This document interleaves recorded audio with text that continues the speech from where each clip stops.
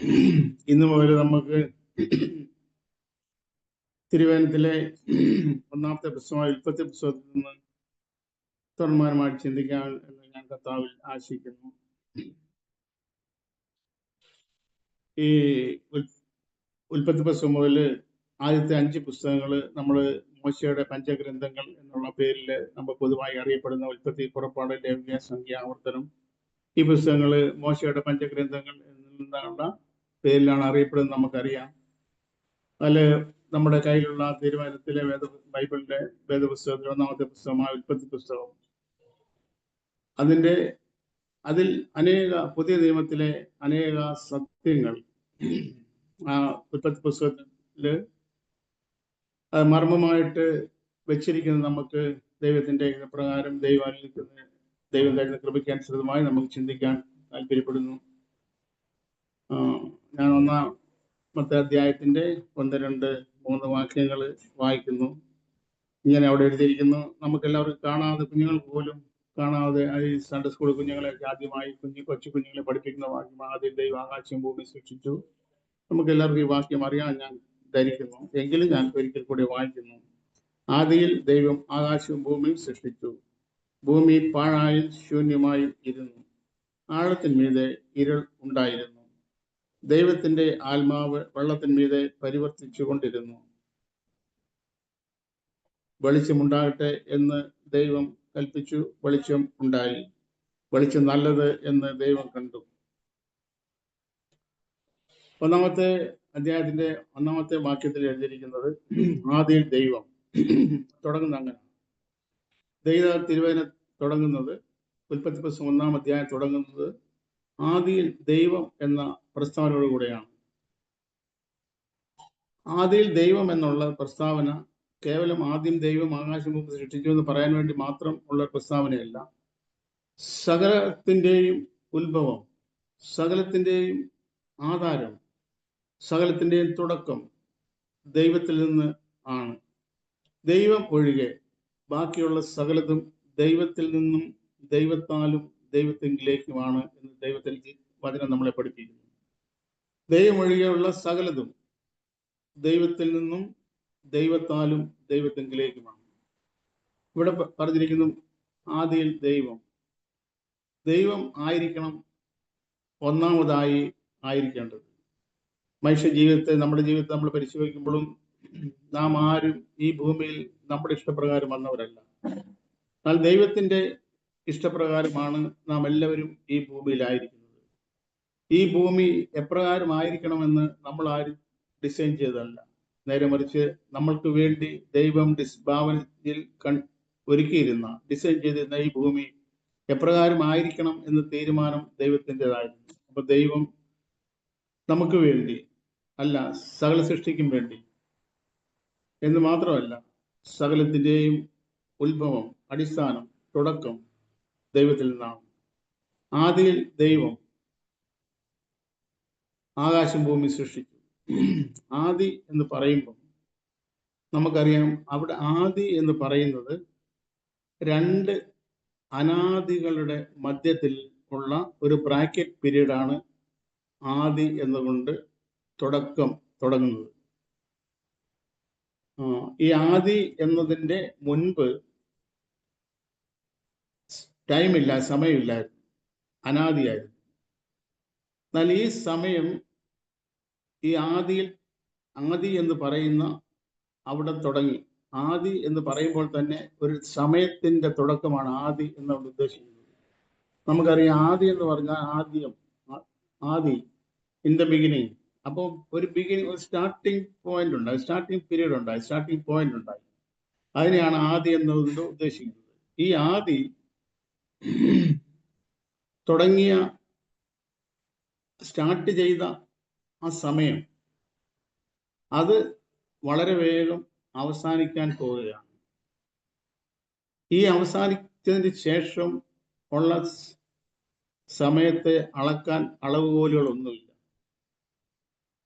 അതുകൊണ്ടെല്ലാം അവസാനിക്കുന്നതല്ല, നേരെ മറിച്ച് ഈ സമയത്തെ അളക്കുന്ന അളവുകോൽ എല്ലാം നിശ്ചലമായി പോകും, അപ്രത്യക്ഷമായി പോകും. ഇങ്ങനെ സങ്കല്പിക്കുക, ഇപ്പൊ രാത്രിയാണല്ലോ.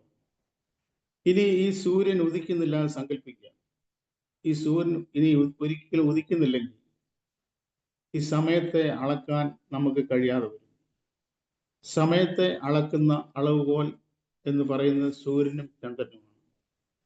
സൂര്യൻ ഇനി ഒരിക്കലും ഉദിക്കുന്നില്ല എങ്കിൽ അത് എത്ര കാലം കൊണ്ട് അത് ഉദിക്കാതിരുന്നത്, അല്ല ഇനി എത്ര കാലം മുന്നോട്ട് പോയി ആർക്കും ഒരു തിട്ടവും കിട്ടത്തില്ല. കാരണം സമയത്തിന്റെ അളവുകോല് സൂര്യനും ചന്ദ്രനുമാണ്. അതിനെ ആശ്രയിച്ചാണ് മറ്റുള്ള അളവുകോലുകളെല്ലാം, അല്ലെങ്കിൽ സമയത്തെ നിശ്ചയിക്കുന്ന എത്ര സമയമായി നമ്മൾ വാച്ച് നോക്കി നമ്മൾ പറയുന്നതും ക്ലോക്കെ നോക്കി പറയുന്നതെല്ലാം ഈ ഒരു സമയത്തെ അളക്കുന്ന അളവുകോലാണ് സൂര്യനെ ആസ്പദമാക്കി ഉണ്ടാക്കിയ, നെയ്തെടുത്ത, ഡിസൈൻ ചെയ്ത സമയക്രമീകരണമാണ് നമ്മുടെ അറിവിൽ ഇത്ര മണിയായി എന്നൊക്കെ നമ്മൾ പറയുന്നത്. അപ്പൊ ഇവിടെ നമ്മൾ കാണുന്ന കാര്യം, ആദിയിൽ എന്ന് പറയുമ്പോൾ സമയം സ്റ്റാർട്ടായി, ടൈം സ്റ്റാർട്ടായി. അതിങ്ങനെ സങ്കല്പിക്കുക, ഓടാതെ കിടന്ന ഒരു ക്ലോക്ക് സങ്കല്പിക്കുക, ഒരു ടൈം പീസ്. അത് ഇതുവരെ ഓടിയിട്ടില്ല. എന്നാൽ നമ്മൾ ചെയ്യുന്നത്, ദൈവം ചെയ്തത് അതിന് ഒരു സങ്കല്പമാണ്. ദൈവം അങ്ങനെ ചെയ്തതെന്നല്ല ഞാൻ പറയുന്നത്, നമുക്ക് മനസ്സിലാകാൻ വേണ്ടി പറയുന്നതാണ്. ഓടാതെ കിടന്ന, കേടായിപ്പോയ, അല്ല ഓടാൻ നിവൃത്തിയില്ലാതെ കിടന്ന ഒരു ടൈം പീസ്, ഒരു ക്ലോക്ക്. അതിനുള്ളിൽ നമ്മളൊരു ബാറ്ററി ഇട്ട് അത് വൈൻഡ് ചെയ്ത് കഴിഞ്ഞപ്പോൾ അത് ടിക് ടിക് ടിക് എന്ന ശബ്ദത്തോടു കൂടി ഇങ്ങനെ ഓടാൻ തുടങ്ങി. അതാണ് ഇൻ ദ ബിഗിനിങ്, അല്ലെ ആദി എന്നോട് ഉദ്ദേശിക്കുന്നത്. അതിങ്ങനെ ഓടിക്കൊണ്ടിരിക്കുകയാണ് ഇപ്പോഴും. ഇതുവരെ ആ ഓട്ടം നിന്നിട്ടില്ല, ആ സമയം അവസാനിച്ചിട്ടില്ല. എന്നാൽ വെളിപ്പാട് പുസ്തകം നാം വായിക്കുമ്പോൾ ഇനി കാലം ഉണ്ടാകുകയില്ല എന്നൊരു പരാമർശം നമ്മൾ കാണുന്നുണ്ട്. ഇനി കാലം ഉണ്ടാകില്ല, ഈ സമയം ഉണ്ടാകത്തില്ല, സമയം അവിടെ ക്ലോസ് ആയി. എന്നുവെച്ചാൽ പിന്നെ നിത്യത തുടങ്ങുവാണ് എന്ന് പറഞ്ഞ പോലെ, ഉൽപ്പത്തി പുസ്തകം 1-ാം അധ്യായത്തിന്റെ 1-ാമത്തെ വാക്യം തുടങ്ങുന്നതിന് മുൻപ് ഒരു മുൻ നിത്യത ഉണ്ടായിരുന്നു. അത് എത്ര കാലം എന്ന് ഒരു സ്റ്റാർട്ടിങ് അതിനില്ല. ദൈവം എന്നുണ്ടോ അന്ന് മുതല് ടൈമിനെ അളക്കാൻ നിവൃത്തിയില്ല എങ്കിലും അന്ന് കാലമുണ്ട്. സകല കാലത്തിന് മുൻപേ എന്ന് അപ്പോസ്തലനായ പൗലോസ് എഴുതുമ്പോൾ, സകല കാലത്തിന് മുൻപേ ഒരു കാലമുണ്ട്. അത് ആദിയില്ല, അവസാനമില്ലാത്ത അനാദി എന്നുള്ള ഒരു വാക്കിലാണ് നമ്മൾ മനസ്സിലാക്കുന്നത്. ആദിയില്ലാത്ത ഒരു കാലം, അവസാനമില്ലാത്ത ഒരു കാലം. എന്നാൽ ഈ രണ്ട് അനാദികളുടെ നടുവിലുള്ള ഒരു കാലഘട്ടത്തിലാണ് നമ്മൾ ഇപ്പോൾ ജീവിച്ചിരിക്കുന്നത്. അത് മുൻ നിത്യതയിലുമല്ല, വരാനുള്ള നിത്യതയുമല്ല. എന്നാൽ ഇപ്പോഴത്തെ കാലഘട്ടത്തിലാണ് നാം എല്ലാവരും ജീവിച്ചിരിക്കുന്നത്. എന്നാൽ ഈ കാലം ഒരു കൃത്യത, എത്ര സമയം ഈ ക്ലോക്ക് ഓടണം എന്ന് ഈ ക്ലോക്ക് ഉണ്ടാക്കിയപ്പം ആ മാനുഫാക്ചർ അതിൻ്റെ സമയം വെച്ചിട്ടുണ്ട്. നമ്മൾ ചില സാധനമൊക്കെ മേടിക്കുമ്പം അതൊരു 6 കൊല്ലം, അല്ലെങ്കിൽ 2 കൊല്ലം, അല്ലെ 6 മാസം, അല്ലെ 10 കൊല്ലം ഇത് ഗ്യാരണ്ടി തരാറുണ്ട്. എന്ന് വെച്ചാൽ അവനറിയാതെ, ഇപ്പൊ നമ്മൾ ചില നിസ്സാരമായിട്ട് ചില ബൾബുകളൊക്കെ മേടിക്കുമ്പം 1 വർഷത്തെ ഗ്യാരണ്ടി ഉണ്ട്. അത് ഈ 1 വർഷം കഴിയുമ്പം മിക്കവാറും 1 വർഷം കഴിയുന്നതിന് പിറ്റേ ദിവസം തന്നെ ബൾബ് പീസായി പോകാൻ സാധ്യതയുണ്ട്. അപ്പൊ എത്ര കാലത്തേക്ക് ആണ് ഇത് ഓടേണ്ടതെന്ന് അത്യുന്നതനായ ദൈവം നിശ്ചയിച്ചിട്ടുണ്ട്. ആ സമയമാകുമ്പോൾ ഈ കാലം അവസാനിക്കും. അപ്പൊ ഈ രണ്ട് നിത്യതയുടെയും ഉള്ളിലുള്ള നടുക്കുള്ള ഒരു ബ്രാക്കറ്റ് പീരീഡിനെയാണ് ആദി എന്ന തുടക്കം കൊണ്ട് ഉദ്ദേശിക്കുന്നത്. അപ്പൊ ആദിയിൽ ദൈവം ചെയ്ത കാര്യം, ആദിയിൽ ദൈവം ആകാശവും ഭൂമിയും സൃഷ്ടിച്ചു. ആകാശം എന്ന് പറയുമ്പോൾ ഇംഗ്ലീഷിൽ അത് ഹെവൻ എന്നാണ് എഴുതിയിരിക്കുന്നത്. ഹെവൻ എന്ന് ഉദ്ദേശിക്കുന്നത്, അവിടെ പറഞ്ഞിരിക്കുന്നത്, നമ്മുടെ ഈ ഭൂമിയുടെ മുകളില് 2 മണ്ഡലങ്ങളുണ്ട്. മേഘമണ്ഡലമുണ്ട്, ആകാശമണ്ഡലമുണ്ട്. ഈ 2 മണ്ഡലങ്ങൾ കൂടാതെ മൂന്നാമത് സ്വർഗമുണ്ട്. അതിനെയാണ് അപ്പോസ്തലനായ പൗലോസ് ഇങ്ങനെ എഴുതിയിരിക്കുന്നത്. നമുക്ക് ഗ്രഹിക്കാൻ കഴിഞ്ഞിട്ടുണ്ടല്ലോ. ക്രിസ്തുവിലുള്ള ഒരു മനുഷ്യനെ ഞാൻ അറിയുന്നു, അവൻ 3-ാം സ്വർഗത്തോളം എടുക്കപ്പെട്ടു, പരദീസയോളം എടുക്കപ്പെട്ടു എന്ന് അപ്പോസ്തലനായ പൗലോസ് എഴുതുമ്പോൾ അത് ഈ ആകാശമണ്ഡലവും മേഘമണ്ഡലവും കഴിഞ്ഞ് അതിൻ്റെ അപ്പുറത്ത് അനന്തതയിൽ ഒരു സ്വർഗമുണ്ട്. ആ സ്വർഗത്തെയാണ് ദൈവം വസിക്കുന്ന ഇടം എന്നൊക്കെ നമ്മൾ ഭാവനയിൽ നമ്മൾ പറയുന്നത്. സ്വർഗത്തിലാണ് ദൈവം സ്വർഗത്തിൽ വസിക്കുന്നു എന്ന് പറയുമ്പം ആ മൂന്നാം സ്വർഗത്തെയാണ് നമ്മൾ സ്വർഗം എന്ന് ഉദ്ദേശിക്കുന്നത്, പറയുന്നത്. അപ്പൊ ആ മൂന്നാമത്തെ സ്വർഗത്തിന്റെ കീഴെയുള്ള അടിയിലുള്ള രണ്ട് മണ്ഡലങ്ങളാണ് ആകാശമണ്ഡലവും മേഘമണ്ഡലവും. ഇതിനെയാണ് ഇവിടെ ആദ്യം ദൈവം ആകാശവും ഭൂമി സൃഷ്ടിച്ചു എന്ന് പറഞ്ഞിരിക്കുന്ന ഈ ഇതുകൊണ്ട് ഉദ്ദേശിച്ചിരിക്കുന്നത്. അല്ലാതെ ദൈവം വസിക്കുന്ന നിത്യമായ സ്വർഗത്തെയല്ല ഇവിടെ ഉദ്ദേശിക്കുന്നത്. അങ്ങനെ ആയിരുന്നുവെങ്കിൽ, അങ്ങനെയാണ് എങ്കിൽ ദൈവത്തിനും സ്വർഗത്തിനുമൊക്കെ ഒരു തുടക്കമുണ്ടെന്ന് നമ്മൾ സമ്മതിക്കേണ്ടി വന്നേ. എന്നാൽ ഒരിക്കലും അങ്ങനല്ല. ദൈവം അനാദിയായി ശാശ്വതമായ ദൈവമാണ്. ദൈവത്തിന്റെ സിംഹാസനവും ഒരിക്കലും ഉണ്ടായതല്ല, അത് എന്നും എന്നേക്കും നിലനിൽക്കുന്നതും എന്നും ഉള്ളതുമാണ്. അപ്പോൾ ഇവിടെ നമ്മൾ കാണുന്ന കാര്യം, ആദിയിൽ ദൈവം ആകാശവും ഭൂമിയും സൃഷ്ടിച്ചു. രണ്ടാമത്തെ വാക്യം പറഞ്ഞിരിക്കുന്നത് ഭൂമി പാഴായും ശൂന്യമായും ഇരുന്നു. ഭൂമി പാഴായും ശൂന്യമായും ഇരുന്നു എന്ന് പറയുന്നത് മലയാള ബൈബിളില് വേറൊരു തർജ്ജിമയില്, അല്ലെങ്കിൽ നമ്മുടെ കയ്യിലുള്ള സാധാരണ ബൈബിളിൽ അങ്ങനെയാണ്. എന്നാൽ ഇംഗ്ലീഷ് പരിഭാഷ മലയാളത്തിലേക്ക് വിവർത്തനം ചെയ്താൽ യഥാർത്ഥത്തിൽ ആയിരിക്കേണ്ടത് ഭൂമി രൂപരഹിതവും ശൂന്യവുമായിരുന്നു എന്നാണ് വേണ്ടത്. ഭൂമി ഇംഗ്ലീഷ് പരിഭാഷയിൽ നിന്ന് മലയാളത്തിലേക്ക് യഥാർത്ഥത്തിൽ തർജ്ജമ ചെയ്യുമ്പോൾ വരേണ്ടിയിരുന്നത് ഭൂമി രൂപരഹിതവും ശൂന്യവുമായിരുന്നു. ഭൂമി രൂപരഹിതവും ശൂന്യവുമായിരുന്നു. ഈ രൂപരഹിതവും ശൂന്യവുമായ ഒരു ഭൂമി ദൈവം സൃഷ്ടിച്ചുവെന്ന് നമ്മുടെ ചിന്തയിൽ പോലും നമുക്ക് വിദൂരമായിട്ട് പോലും ചിന്തിക്കാൻ കഴിയത്തില്ല. കാരണം ദൈവത്തിന്റെ സൃഷ്ടികളെല്ലാം പെർഫെക്ഷൻ ഉള്ളതാണ്. ജ്ഞാനികളിലെ ജ്ഞാനിയായ ശലോമോൻ തൻ്റെ എഴുത്തിൽ ഇങ്ങനെ താൻ എഴുതുകയുണ്ടായി, ദൈവത്തിന്റെ പ്രവൃത്തികളൊക്കെയും ശാശ്വതമെന്ന് ഞാൻ അറിയുന്നു. അതിനോട് ഒന്നും കൂട്ടേണ്ടതില്ല, ഒന്നും കുറയ്ക്കാനുമില്ല. അപ്പോൾ ശലോമോൻ പറഞ്ഞിരിക്കുന്നത്, സഭാപ്രസംഗിൽ താൻ പറഞ്ഞിരിക്കുന്നത് ഇങ്ങനെയാണ്: ദൈവത്തിന്റെ പ്രവൃത്തികളൊക്കെ ശാശ്വതമാണ്, അത് ഒരു പെർഫെക്ഷൻ ഉള്ളതാണ്, അതിലൊന്നും കൂട്ടാനുമില്ല, ഒന്നും കുറയ്ക്കാനുമില്ല. ദൈവത്തിന്റെ പ്രവൃത്തികളൊക്കെ ശാശ്വതമാണ്. അങ്ങനെ നിർമ്മിക്കുന്ന ദൈവം രൂപരഹിതവും ശൂന്യവുമായി ഒരു ഭൂമിയെ സൃഷ്ടിച്ചുവെന്ന് നമുക്ക് അനുമാനിക്കാൻ തരമില്ല. ഈ ഭൂമി 3 പ്രാവശ്യം ഭൂമി ശിക്ഷിക്കപ്പെട്ടു എന്നുള്ള സത്യം നമ്മൾ തിരുവചനത്തിൽ നിന്ന് നമുക്ക് ഗ്രഹിക്കാൻ കഴിയുന്നുണ്ട്. 3 പ്രാവശ്യം നാം ഈ വസിക്കുന്ന ഭൂമി 3 പ്രാവശ്യം ശിക്ഷിക്കപ്പെട്ടിട്ടുണ്ട്. അതില് ഒന്നാമത്തെ ശിക്ഷിക്കപ്പെടൽ സംഭവിച്ചത് ദൈവത്തിന്റെ ദൂതനായിരുന്ന ലൂസിഫറിന്റെ വീഴ്ച നിമിത്തമാണ് എന്ന് യെശയ്യാ പ്രവചനത്തിൽ നമുക്ക് വായിക്കാൻ കഴിയുന്നുണ്ട്. യെശയ്യാ പ്രവചനം 14-ാം അധ്യായത്തിന്റെ 17-ാമത്തെ വാക്യം ശ്രദ്ധയോടെ വായിച്ചാൽ അവിടെ നമുക്ക് ഗ്രഹിക്കാൻ കഴിയുന്നുണ്ട്. യെശയ്യാ പ്രവചനം 14-17 ശ്രദ്ധയോടെ വായിച്ചാൽ അവിടെ അങ്ങനെ പരാമർശം നമ്മൾ കാണുന്നുണ്ട്. രണ്ടാമത് ഈ ഭൂമി നശിപ്പിക്കപ്പെട്ടത് ആദാമിന്റെ വീഴ്ച നിമിത്തമാണ്. ആദാമിന്റെ വീഴ്ച നിമിത്തം ഈ ഭൂമി നശിപ്പിക്കപ്പെട്ടു എന്ന് പറയുമ്പോൾ നശിക്കപ്പെടുകയല്ല, ശിക്ഷിക്കപ്പെട്ടു. ആ ശിക്ഷിക്കപ്പെട്ടത് എങ്ങനെയാണ് ചോദിച്ചാൽ, ആദാം പാപിച്ചതുകൊണ്ട് ദൈവത്തിന്റെ ശിക്ഷ ഭൂമിയുടെ മേൽ വന്നത് മുള്ളും പരക്കാരെയും നിന്നിൽ നിന്ന് മുളയ്ക്കും എന്നുള്ള ശിക്ഷ ഈ ഭൂമി ഏറ്റുവാങ്ങേണ്ടി വന്നു. ആ ഭൂമി അങ്ങനെ ആ ശിക്ഷയ്ക്ക് പാത്രമായി തീർന്നത് ആ ഭൂമിയിൽ വസിച്ചിരുന്ന ആദ്യ മനുഷ്യനായ ആദാമിന്റെ വീഴ്ച നിമിത്തമാണ്. എന്നാൽ പിന്നീട് നമ്മൾ ഉൽപ്പത്തി പുസ്തകം മുന്നോട്ട് കാണുമ്പോൾ നമുക്ക് പഠിക്കാനുള്ള ഭാഗമാണ്, എങ്കിൽ പോലും ഞാൻ പറയുവാണ്. മുന്നോട്ട് നമ്മൾ വായിക്കുമ്പോൾ ഭൂമിയിൽ വസിച്ചിരുന്ന സകല മനുഷ്യരുടെയും പാപനിമിത്തം ഭൂമി ശിക്ഷിക്കപ്പെട്ടു. ആ നോഹയുടെ കാലത്തെ ജലപ്രളയ നിമിത്തമാണ്.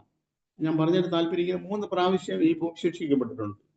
അതിൽ ഭൂമി ശിക്ഷിക്കപ്പെടുന്നത് എല്ലാ സമയത്തും അതിൽ വസിച്ചിരിക്കുന്നവരുടെ പാപനിമിത്തമാണ് എന്ന് തിരുവചനത്തിൽ നിന്ന് നമുക്ക് ഗ്രഹിക്കാൻ കഴിയുന്നുണ്ട്. അപ്പോൾ അങ്ങനെ ഈ ഭൂമി ശിക്ഷിക്കപ്പെട്ടു. നമ്മൾ വായിച്ച രണ്ടാമത്തെ വാക്യം ഭൂമി രൂപരഹിതമായിരുന്നു, ശൂന്യമായിരുന്നു. യെശയ്യാ പ്രവചനത്തിൽ 14-ാം അധ്യായത്തിന്റെ 17-ാമത്തെ വാക്യത്തിൽ നമ്മൾ കാണുന്നത്, യെശയ്യാ 14:17 ഭൂതലത്തെ മരുഭൂമി പോലെ ആക്കുന്നവൻ എന്നുള്ള ഒരു പരാമർശം. ഭൂതലത്തെ മരുഭൂമി പോലെ ആക്കുന്നവൻ. ലൂസിഫറിനെ കുറിച്ച് അവിടെ എഴുതിയിരിക്കുന്നത് ഭൂതലത്തെ മരുഭൂമിയെ പോലെ ആക്കുന്നവൻ, അത് ലൂസിഫറാണ്. അപ്പൊ ഇങ്ങനെ നമ്മൾ കണ്ടത്, ആദിയിൽ ദൈവം ആകാശവും ഭൂമി സൃഷ്ടിച്ചു. ഭൂമി രൂപരഹിതവും ശൂന്യവുമായിരുന്നു. രൂപരഹിതവും ശൂന്യമായ സൃഷ്ടിപ്പല്ല ദൈവം നടത്തുന്നത്. ദൈവം അങ്ങനത്തെ ദൈവമല്ല എന്നതുകൊണ്ട് അങ്ങനെ ആയിരുന്നില്ല. നേരെ മറിച്ച് അതിന്റെ കാരണം നമ്മൾ കണ്ടു. ഇനി അതിന്റെ അടുത്ത വാക്യം നമ്മൾ വായിക്കുന്നത്, ആഴത്തിന്റെ മീതെ ഇരുൾ ഉണ്ടായിരുന്നു, ദൈവത്തിന്റെ ആത്മാവ് വെള്ളത്തിന് മീതെ പരിവർത്തിച്ചുകൊണ്ടിരുന്നു. ആഴത്തിന് മീതെ ഇരുൾ ഉണ്ടായിരുന്നു. ഇരുൾ എന്ന് പറഞ്ഞാൽ എന്താണെന്ന് നമുക്കറിയാം. എല്ലാ സമയത്തും വെളിച്ചത്തോട് വിഘടിച്ച് നിൽക്കുന്ന, എതിർത്ത് നിൽക്കുന്ന, അല്ലെങ്കിൽ വെളിച്ചത്തെ തോൽപ്പിക്കാൻ കഴിയാത്തതും എന്നാൽ വെളിച്ചത്തോട് എല്ലാ സമയത്തും എതിർത്ത് നിൽക്കുന്നതുമായ ശക്തിയാണ് ഇരുളെന്ന് നമുക്കറിയാം. ഇരുളിന് വെളിച്ചത്തിന് മുമ്പിൽ നിൽക്കാൻ കഴിയത്തില്ല. വെളിച്ചത്തിനെ ജയിക്കാൻ ഇരുളിന് ഒരിക്കലും കഴിയത്തില്ല. ഇരുളിന് എത്ര കട്ടി കൂടിയാലും വെളിച്ചത്തെ അതിജീവിക്കാൻ ഇരുളിന് കഴിയത്തില്ല. അപ്പോൾ ഈ ആഴത്തിന്റെ മീതെ ഇരുൾ ഉണ്ടായിരുന്നു എന്ന് പറയുമ്പോൾ പണ്ടെന്നോ ഇരുൾ ഇരുന്നു. ആഴത്തിന് മീതെ ഇരുൾ ഉണ്ടായിരുന്നു. അടുത്ത വാക്യം നമ്മൾ കാണും, ദൈവത്തിന്റെ ആത്മാവ് വെള്ളത്തിന്റെ മീതെ പരിവർത്തിച്ചു കൊണ്ടിരുന്നു. ദൈവത്തിന്റെ ആത്മാവ് വെള്ളത്തിന്റെ മീതെ പരിവർത്തിച്ചുകൊണ്ട്. അപ്പൊ വെള്ളം ഈ ഭൂമിയിൽ ഉണ്ടായിരുന്നു. വെള്ളത്തിന്റെ മീതെ ദൈവത്തിന്റെ പരിശുദ്ധാത്മാവ് പരിവർത്തിച്ചുകൊണ്ടിരുന്നു എന്ന് പറയുന്നത്, നമ്മൾ അതിനെക്കുറിച്ച് പറയുന്നത് ഇങ്ങനെയാണ്. നമ്മൾ പണ്ടൊക്കെ കോഴിയുടെ മുട്ട അടവെച്ചിട്ടാണ് കോഴിക്കുഞ്ഞുങ്ങളെ വിരിക്കുന്നത്. ഇപ്പം അതിന്റെ ടെക്നോളജി ഒക്കെ മാറി അങ്ങനെ ഇൻക്യുബേറ്ററിൽ മുഖാന്തരമാണ് അങ്ങനെ അധികമായിട്ട് ചെയ്യുന്നത്. എന്നാൽ ഇപ്പോഴും പാരമ്പര്യ രീതിയിൽ അങ്ങനെ ചെയ്യുന്നവരൊക്കെ ഉണ്ട്. അപ്പോൾ ഈ ഒരു പൊരുന്നിരിക്കുക എന്നതിന് പറയുന്നത്. അപ്പൊ കോഴിമുട്ടയുടെ മുകളിൽ അടയിരിക്കുന്ന ഒരു കോഴി എങ്ങനെയാണോ ഇരിക്കുന്നത് എന്നതുപോലെ ദൈവത്തിന്റെ പരിശുദ്ധാത്മാവ് ഈ വെള്ളത്തിന്റെ മീതെ പരിവർത്തിച്ചു കൊണ്ടിരുന്നു. ഇപ്പൊ സകലത്തിന്റെ കാരണഭൂതൻ ദൈവമാണ്, സകലത്തിന്റെ കാരണക്കാരൻ ദൈവമാണ്, സകലം ദൈവത്തിൽ നിന്നാണ്, ദൈവമാണ് എല്ലാത്തിന്റെയും ഉത്തരവാദി. നമ്മൾ ദൈവത്തിന്റെ മധ്യ ഇങ്ങനെ കാണുന്നുള്ള ദൃശ്യമായതും അദൃശ്യമായതും കർത്തൃത്വങ്ങളാകട്ടെ, വാഴ്ചകളാകട്ടെ, അധികാരങ്ങളാകട്ടെ, സകലതും അവൻ മുഖാന്തരവും അവനായിക്കൊണ്ട് സൃഷ്ടിക്കപ്പെട്ടു എന്നൊക്കെ നമ്മൾ വായിക്കുന്നുണ്ടല്ലോ, നമുക്ക് അറിയാമല്ലോ, വായിച്ചിട്ടുണ്ടല്ലോ. അപ്പോ ദൈവമാണ് ഇതിന്റെ സകലത്തിന്റെയും ഉത്തരവാദി, സകലത്തിന്റെ കാരണക്കാരൻ. അപ്പൊ ദൈവത്തിന്റെ സർവജ്ഞാനത്തിൽ അനേക കാര്യങ്ങൾ ചെയ്തിട്ടുണ്ട്. ദൈവത്തിന്റെ സർവജ്ഞാനത്തിലാണ് ദൈവം എല്ലാ കാര്യങ്ങളും ചെയ്യുന്നത്. അങ്ങനെ ചെയ്യുന്ന ആ ദൈവം ആഴത്തിന്റെ മീതെ ഇരുൾ ഉണ്ടായിരുന്നു, എന്നാൽ ദൈവത്തിന്റെ ആത്മാവ് വെള്ളത്തിന്റെ മീതെ പരിവർത്തിച്ചു കൊണ്ടിരുന്നു. അടുത്ത വാക്യം വായിക്കുന്നത്, വെളിച്ചം ഉണ്ടാകട്ടെ എന്ന് ദൈവം കൽപ്പിച്ചു, വെളിച്ചമുണ്ടായി. വെളിച്ചം നല്ലത് എന്ന് ദൈവം കണ്ടു. ദൈവം വെളിച്ചവും ഇരുളും തമ്മിൽ വേർതിരിച്ചു. വെളിച്ചം ഉണ്ടാകട്ടെ എന്ന് ദൈവം കൽപ്പിച്ചു. ഈ വെളിച്ചം സൂര്യനല്ല. കാരണം 3-ാം അധ്യായത്തിലേക്കൊക്കെ വരുമ്പോൾ നമ്മൾ അതിനെക്കുറിച്ച് കാണുന്നത്.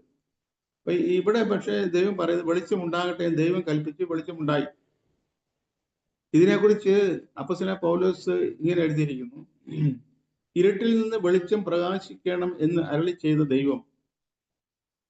മോശയുടെ മുഖത്തിലുള്ള ദൈവതേജസ്സിനെ കുറിച്ച് അവിടെ പരാമർശിക്കുന്നത്. പക്ഷെ താൻ ഇങ്ങനെ പറയുന്നു, തുടങ്ങുന്നത് ഇങ്ങനെ, ഇരുട്ടിൽ നിന്ന് വെളിച്ചം പ്രകാശിക്കണം എന്ന് അരുളി ചെയ്ത ദൈവം.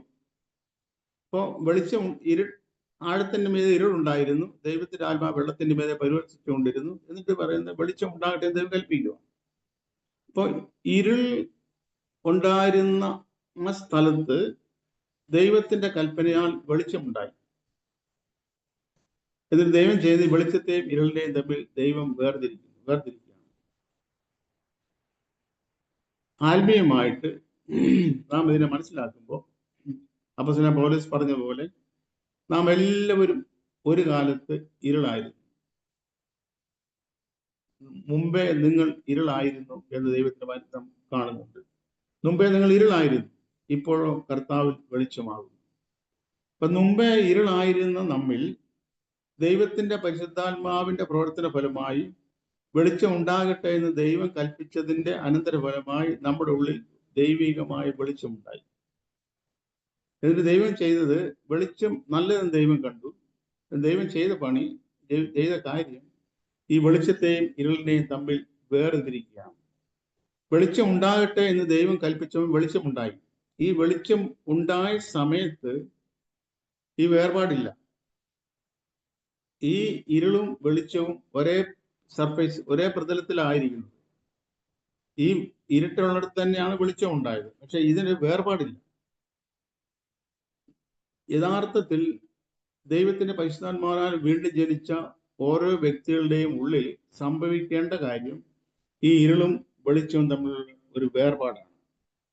നിർഭാഗ്യവശാൽ ഇന്ന് ആ വേർപാടെന്ന് പറഞ്ഞ് വളരെ ശോഷിച്ചും ശുഷ്കമായി പോയി. അങ്ങനെ വേർപാട് ഉണ്ടോ എന്ന് അത്ഭുതപ്പെടുത്തുന്ന രീതിയിലാണ് വേർപെട്ടു എന്ന് പറയുന്നവരും വെളിച്ചം ഉള്ളിൽ ഉദിച്ചു എന്ന് പറയുന്നവരുടെയും ജീവിത രീതി കാണുവാണെങ്കിൽ നാം നമ്മളെ തന്നെ പരിശോധിച്ചാൽ നമുക്കും പലപ്പോഴും നാം സമ്മതിക്കേണ്ടി വരും, ഈ വെളിച്ചവും ഇരുളും തമ്മിൽ യഥാർത്ഥമായ ഒരു സെപ്പറേഷൻ ഇല്ലാത്ത ജീവിത ശൈലിയാണ് പലപ്പോഴും നമ്മുടെ ചുറ്റുപാടും കാണുന്നതും. എന്ന് മാത്രമല്ല നമ്മിൽ തന്നെ കാണുന്നതും ഈ വെളിച്ചവും ഇരുളും തമ്മിൽ ഒരു വേർപാടില്ലാത്ത അവസ്ഥയിലാണ്.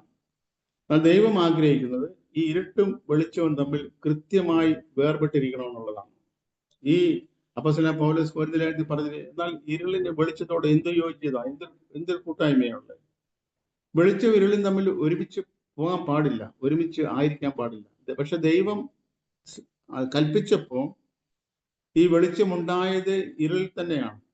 ഇരുളിൽ നിന്നാണ് വെളിച്ചം ഉണ്ടായത്. പക്ഷെ ആ ഇരുട്ടിൽ നിന്നുണ്ടായ വെളിച്ചം, ആ വെളിച്ചം ഇരുളും തമ്മിൽ ഒരു വേർപാട് ആവശ്യമുണ്ട്.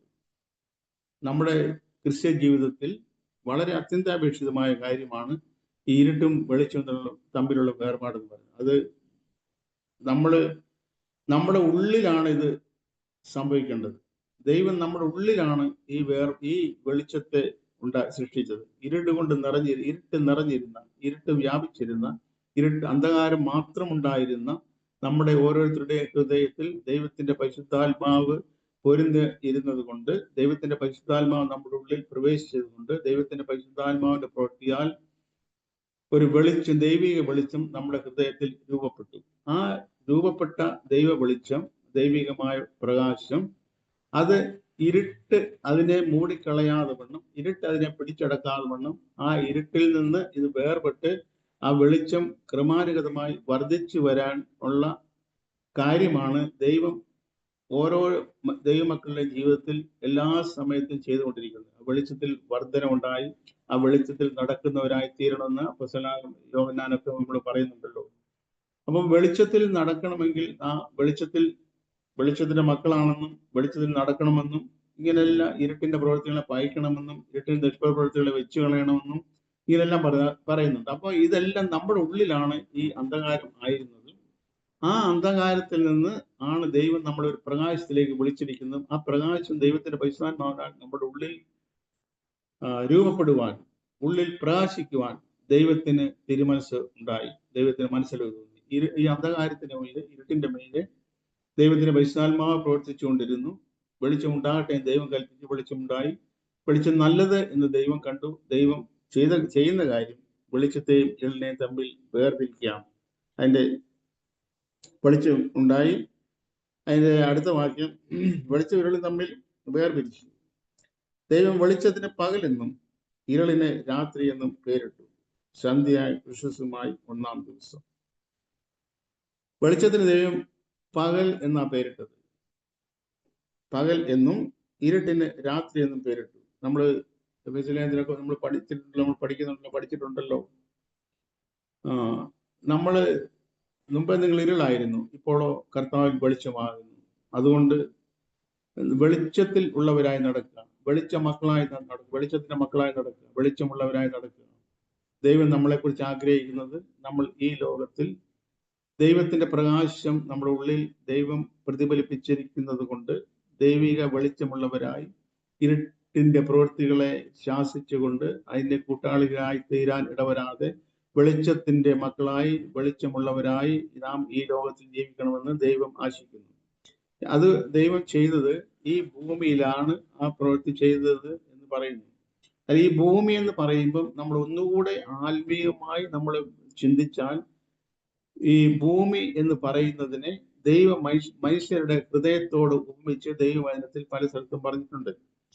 ഉദാഹരണത്തിന് എബ്രായ ലേഖനത്തിൽ പറഞ്ഞിരിക്കുന്നു, പലപ്പോഴും പെയ്ത മഴ കുടിച്ചിട്ട് ഭൂമി കൃഷി ചെയ്തവർക്ക് ഉപയുക്തമായി സസ്യാദികളെ മുളപ്പിക്കുന്നുവെങ്കിൽ അനുഗ്രഹം പ്രാപിക്കുന്നു. മുള്ളും എരിഞ്ഞിലും മുളപ്പിച്ചുവെങ്കിലോ ശാപത്തിന് അടുത്തതാകുന്നു. ചുട്ടുകളയത്രേ അതിന്റെ അവസാനം എന്ന് എബ്രായത്തിൽ എഴുതിയിരിക്കുന്നു. അവിടെ നമ്മൾ അപ്പോൾ അവിടെ പറഞ്ഞിരിക്കുന്നത്, പലപ്പോഴും പെയ്ത് മഴ കുടിച്ചിട്ട് ഭൂമി കൃഷി ചെയ്യുന്നതിന് ഉപയുക്തമായ സസ്യാദികളെ മുളപ്പിക്കുന്നുവെങ്കിൽ അനുഗ്രഹം പ്രാപിക്കുന്നുവെന്നും മുള്ളും എരിഞ്ഞിലും മുളപ്പിച്ചാലോ അത് ശാപത്തിനടുത്താണ്, ചുട്ടുകളയത്രേ അതിന്റെ അവസാനം എന്ന് നമ്മൾ വായിക്കുന്നു. അതിന്റെ താഴെ വായിക്കുന്നത്, ഞങ്ങൾ ഇങ്ങനെ നിങ്ങളെക്കുറിച്ച് പറയുന്നുവെങ്കിലും എന്നാണ് തുടങ്ങുന്നത്. അപ്പോ അപ്പോസ്തലൻ അവിടെ പറഞ്ഞിരിക്കുന്നത് കേവലം ഈ നമ്മൾ കാണുന്ന ഈ കല്ലും മണ്ണും വൃക്ഷങ്ങളും ഒക്കെ നിറഞ്ഞ ഭൂമിയെ കുറിച്ചല്ല, നേരെ മറിച്ച് വീണ്ടും ജനിക്കപ്പെട്ട ഓരോ ദൈവമക്കളെ കുറിച്ചാണ് അവിടെ ഭൂമി എന്നതുകൊണ്ട് ഉദ്ദേശിക്കുന്നത്. അവിടെ പറയുന്നത് ഭൂമി എന്നതുകൊണ്ട് പറയുന്നത് നമ്മുടെ മനുഷ്യ ഹൃദയങ്ങളെയാണ്. അതുകൊണ്ടാണ് അവിടെ പിന്നെ എഴുതിയിരിക്കുന്നത്, ഇങ്ങനെ ഞങ്ങൾ നിങ്ങളെക്കുറിച്ച് പറയുന്നു. അപ്പൊ കേവലം നാം പാർക്കുന്ന ഈ ഭൂമിയെ കുറിച്ചല്ല അപ്പോസ്തലൻ അവിടെ പറയുന്നത്, നേരെ നിങ്ങളെ കുറിച്ചാണ് പറയുന്നത്. ഞാൻ പറഞ്ഞതിന്റെ താല്പര്യം, ഭൂമി എന്നതുകൊണ്ട് ഇങ്ങനെയും ഒരു അർത്ഥം ഉണ്ട് എന്ന് നമ്മുടെ ഹൃദയത്തിൽ നമ്മൾ കരുതിയാൽ മാത്രമേ ദൈവികമായ പല കാര്യങ്ങളും നമുക്ക് അതിൻ്റെതായ രീതിയിൽ ഗ്രഹിക്കാൻ നമുക്ക് സാധ്യമാകത്തുള്ളൂ എന്ന് പറഞ്ഞുവെന്ന് മാത്രമുള്ളൂ. അവിടെ അടുത്ത് എഴുതിയിരിക്കുന്നു, രാത്രി എന്നും പേരിട്ടു, സന്ധ്യാവിശ്വസമായി ഒന്നാം ദിവസം. ഒന്നാമത്തെ ദിവസത്തിന്റെ ദൈവത്തിന്റെ സൃഷ്ടിപ്പിനെ കുറിച്ച് പറയുമ്പോൾ അതിൽ പ്രധാനമായി ദൈവം സൃഷ്ടിച്ച സൃഷ്ടിപ്പ് എന്ന് പറയുന്നത് ഇരുളും വെളിച്ചം ഉള്ള വേർതിരിക്കാനുള്ള വെളിച്ചമാണ്. അപ്പം വെളിച്ചം ആണ് ദൈവത്തിന്റെ സൃഷ്ടിയിൽ ഒന്നാമതായിട്ട് ഉള്ളത്.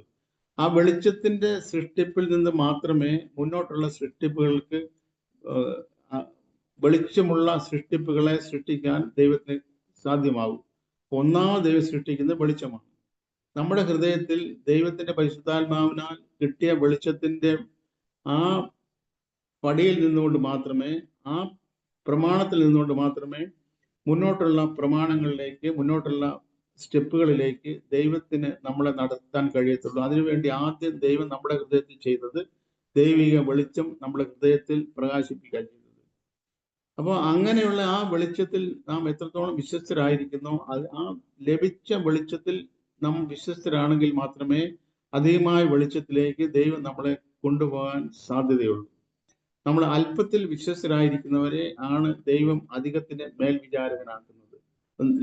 ലഭിച്ച വെളിച്ചം ഒരു പക്ഷേ ഒരു മിന്നാമിനിങ്ങിന്റെ വെട്ടത്തിന്റെ അത്ര കാണത്തുള്ളായിരിക്കും, അല്ലെങ്കിൽ ഒരു മെഴുകുതിരിയുടെ വെട്ടത്തിന്റെ അത്ര കാണത്തുള്ളായിരിക്കും, അല്ലെങ്കിൽ ഒരു വിളക്കിന്റെ വെളിച്ചത്തിന് അത്ര. അപ്പൊ എത്രത്തോളം വെളിച്ചം നമുക്ക് കിട്ടിയോ ആ വെളിച്ചത്തിൽ നാം വിശ്വസ്തരാണെങ്കിൽ മാത്രമേ ആ പ്രകാശം അധികമായി വർദ്ധിച്ചു വന്നിട്ട് നമ്മുടെ ജീവിതത്തെയും നമ്മുടെ ആളത്വത്തെയും ആ വെളിച്ചത്താൽ നിയന്ത്രിക്കപ്പെടാൻ ഇടയാകത്തുള്ളൂ.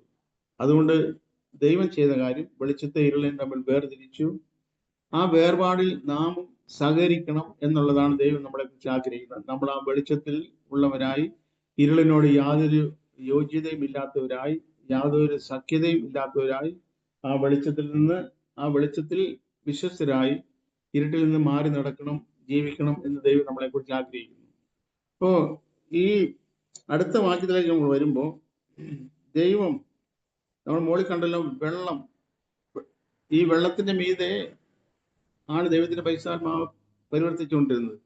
അടുത്ത വാക്യം നമ്മൾ 6-ാം വാക്യം വായിക്കുന്നത്, ദൈവം വെള്ളങ്ങളുടെ മധ്യേ ഒരു വിധാനം ഉണ്ടാകട്ടെ, അത് വെള്ളത്തിനും തമ്മിൽ വേർപിരിവായിരിക്കട്ടെ എന്ന് കൽപ്പിച്ചു. വിധാനം ഉണ്ടാക്കിയിട്ട് ദൈവം വിധാനത്തിന് കീഴുള്ള വെള്ളവും വിധാനത്തിന് മീതെയുള്ള വെള്ളവും തമ്മിൽ വേർപിരിച്ചു. അങ്ങനെ സംഭവിച്ചു. ദൈവം വിധാനത്തിന് ആകാശം എന്ന് പേരിട്ടു. സന്ധ്യ വിശ്വസമായ 2-ാം ദിവസം. ഈ ലോകം മുഴുവൻ വെള്ളം കൊണ്ട് നിറഞ്ഞിരുന്നു. ദൈവം ഭൂമിയെ പരിഷ്കരിക്കുകയാണ്. പാഴായി പോയ, ശൂന്യമായി പോയ ഒരു ഭൂമിയെ ദൈവം പരിഷ്കരിക്കുന്ന ഒരു ഘട്ടമാണ് നമ്മൾ ഈ വായിച്ചു കേട്ടത്. ഈ ഭൂമി മുഴുവൻ വെള്ളം കൊണ്ട് നിറഞ്ഞിരുന്നു. ആ വെള്ളത്തിന്റെ മീതെ ദൈവത്തിന്റെ പരിശുദ്ധാത്മാവ് പ്രവർത്തിച്ചുകൊണ്ടിരുന്നു. അപ്പൊ ഈ വെള്ളത്തിന്റെ മധ്യേ ഒരു വിധാനം ഉണ്ടാകട്ടെ എന്ന് കൽപ്പിച്ചു. വിധാനം ഉണ്ടായിട്ട് ദൈവം ചെയ്ത കാര്യം, ഈ ആ വിധാനത്തിന് ദൈവം ആകാശം എന്ന് പേരിട്ടു. അപ്പൊ ഈ ആകാശത്തിന്റെ കീഴിലും വെള്ളമാണ്, ആകാശത്തിന്റെ മുകളിലും വെള്ളമാണ്. ഈ വെള്ളങ്ങളെ തമ്മിൽ വേർതിരിക്കുന്ന ഒരു ലെയർ, ഒരു തട്ട്, ആ തട്ട് ആകാശമാണ്. അപ്പൊ ഈ ആകാശത്തിന്റെ മുകളിൽ വെള്ളമുണ്ട്, ആകാശത്തിന് താഴെ വെള്ളമുണ്ട്. എന്തിനാണ് ഈ ആകാശത്തിന്റെ മുകളിലുള്ള വെള്ളം? ദൈവം എന്തെങ്കിലും ഒരു പ്രവൃത്തി ചെയ്യണമെങ്കിൽ ദൈവത്തിന്റെ സർവജ്ഞാനത്തിലാണ് ദൈവം പ്രവൃത്തി ചെയ്യുന്നത്. പല ദൈവപ്രവൃത്തികളും നമ്മളുടെ പരിമിതമായ ബുദ്ധി കൊണ്ടോ ജ്ഞാനം കൊണ്ടോ നമുക്ക് അളക്കാൻ കഴിയത്തില്ല, മനസ്സിലാക്കാൻ കഴിയത്തില്ല. അതുകൊണ്ടാണ് നാം പലപ്പോഴും പിറുപിറുപ്പുകാരും ആവരാതി പറയുന്നവരും അവിശ്വാസികളും ഒക്കെ ആയിത്തീരാനുള്ള കാരണം ദൈവത്തിന്റെ പ്രവൃത്തികൾ നമുക്ക് മനസ്സിലാക്കാൻ കഴിയാത്തത് കൊണ്ട്, നമ്മുടെ പ്രവൃത്തികളും നമ്മുടെ ആഗ്രഹങ്ങളുമായിട്ട് അത് ഒത്തുവരാത്തത് കൊണ്ട് പലപ്പോഴും അതിൽ ഈ വിസമ്മതിക്കുന്നവരും വിഘടിക്കുന്നവരും ആയി തീരാൻ സാധ്യതയുണ്ട്. അപ്പൊ ഇവിടെ വെള്ളത്തിന്റെ ഈ വിധാനത്തിൽ അത് ആകാശത്തിന്റെ മീതെ വെള്ളം ഉണ്ടായിരുന്നു, ആകാശത്തിന്റെ കീഴിലും വെള്ളമുണ്ട്. ഈ ആകാശത്തിന്റെ മുകളിൽ എന്തിനാ വെള്ളം? ആകാശത്തിന്റെ മുകളിലുള്ള വെള്ളം ദൈവം സൂക്ഷിച്ചത്, നമ്മൾ മുമ്പേ പറഞ്ഞു, മൂന്നാമത് ദൈവം ഈ ഭൂമിയെ നശിപ്പിച്ച് ജലപ്രളയം കൊണ്ടാണ്. ഈ ഭൂമിയിലുള്ള മനുഷ്യന്റെ പാർപ്പ് മോശമായി പോയത് കൊണ്ട് ദൈവത്തിന്റെ ഹൃദയത്തിന് വേദന ഉണ്ടാക്കി, മൂക്കിൽ ജീവശ്വാസമുള്ള സകലത്തെയും നശിപ്പിച്ച് കളഞ്ഞ ഒരു ജലപ്രളയം നോഹയുടെ കാലത്ത് ഈ ഭൂമിയിൽ ഉണ്ടായി. ആ ജലപ്രളയം എങ്ങനെ ഉണ്ടായി? ആ ജലപ്രളയം ഉണ്ടായതിനെ കുറിച്ച് നമ്മൾ നമ്മൾ പഠിക്കുന്നുണ്ട്. എന്നാൽ ഈ സന്ദർഭവശാല പറയുന്നു, ഈ ആകാശത്തിന്റെ കിളിവാതിലുകൾ തുറന്നു, ഈ ഭൂമിയിൽ മഴ ചൊരിഞ്ഞു. അപ്പൊ ആകാശത്തിന്റെ കിളിവാതിൽ തുറന്നു, ആഴിയുടെ ഉറവുകൾ തുറന്നു, ഭൂമിയിൽ മഴ പെയ്തു തുടങ്ങി. അങ്ങനെ നമ്മൾ മുന്നോട്ട് പോകുമ്പോൾ നമ്മൾ പഠിക്കാറുണ്ട്. അപ്പം നോഹയുടെ കാലത്ത് ഈ ഏറ്റവും വലിയ പർവ്വതത്തിന്റെ മുകളിൽ പോലും ഒരു 4 മുഴം പൊക്കത്തിൽ വെള്ളം വന്നത് ഈ സമയത്ത് ദൈവം ഒരു കാര്യം ചെയ്തായിരുന്നു. വെള്ളത്തിന് മധ്യ ഒരു വിധാനം ഉണ്ടാക്കി. വിധാനത്തിന് ദൈവം ആകാശം എന്ന് പേരിട്ടു. അപ്പൊ ഈ ആകാശത്തിന് മുകളിൽ വെള്ളമുണ്ട്. അന്ന് വിധാനത്തിന് മുകളിൽ വെള്ളം ഉണ്ടായിരുന്നു. ആ വെള്ളം ദൈവം അവിടെ സൂക്ഷിച്ചു വെച്ചിരിക്കുമായിരുന്നു. ഇപ്പൊ വെള്ളമില്ല അവിടെ. ഇപ്പൊ ഈ വിധാനത്തിന് മുകളിൽ അന്ന് ഈ പർപ്പസിന് വേണ്ടി ദൈവം സൂക്ഷിച്ച വെള്ളം ഇപ്പൊ അവിടെ ഇല്ല. നേരെ മറിച്ച് അത് നോഹയുടെ കാലത്ത് ആകാശത്തിന്റെ കിളിവാതിൽ തുറന്ന് ഈ ഭൂമിയിലേക്ക് മഴ പെയ്തു തുടങ്ങി. ഭൂമിയിലേക്ക് വെള്ളം ഇങ്ങനെ ഇരച്ചു കയറി തുടങ്ങി. ആ ഒരു കാര്യത്തിന് വേണ്ടിയാണ് ഈ വിധാനത്തിന്റെ മുകളിൽ, ഈ ആകാശത്തിന്റെ മുകളിൽ ദൈവം വെള്ളം സൂക്ഷിച്ചിരുന്നത്. ദൈവം ഒരു പ്രവൃത്തി ചെയ്യുന്നതിനെല്ലാം കൃത്യമായ ഉദ്ദേശങ്ങളും ലക്ഷ്യങ്ങളും ഉണ്ടെന്ന് നമ്മൾ ചിന്തിച്ച് പറഞ്ഞു. അപ്പൊ ആ ഒരു ലക്ഷ്യത്തിന് വേണ്ടിയാണ് ദൈവം അന്ന് ഈ വെള്ളം അവിടെ സൂക്ഷിച്ചത്. അല്ലെങ്കിൽ ആ ഒരു ലക്ഷ്യം ഈ വെള്ളം സൂക്ഷിപ്പിലൂടെ ദൈവം നിറവേറ്റി. ഭൂമിയുടെ ഈ വിധാനത്തിന് താഴെയുള്ള വെള്ളമുണ്ട്. വിധാനത്തിന് താഴെയുള്ള വെള്ളം ദൈവം ഒരു സ്ഥലത്ത് കൂട്ടി. ആ വെള്ളം എല്ലാം കൂടെ കൂട്ടി. എന്നിട്ട് ആ വെള്ളത്തിന്റെ കൂട്ടത്തിനാണ് ദൈവം സമുദ്രം എന്ന് പേരിട്ടത്. അപ്പോ നമുക്ക് സ്വാഭാവികമായിട്ട് നമ്മൾ അല്പം ചിന്തിച്ചാൽ നമുക്കൊരു സംശയം ഉണ്ടാവും. ഇപ്പൊ ഇങ്ങനെ ഒരു സ്ഥലത്തല്ലല്ലോ സമുദ്രം ഒരു സ്ഥലത്തും കര ഒരു സ്ഥലത്തും ആയിട്ടല്ലല്ലോ. അന്ന് അങ്ങനെ ആയിരുന്നു.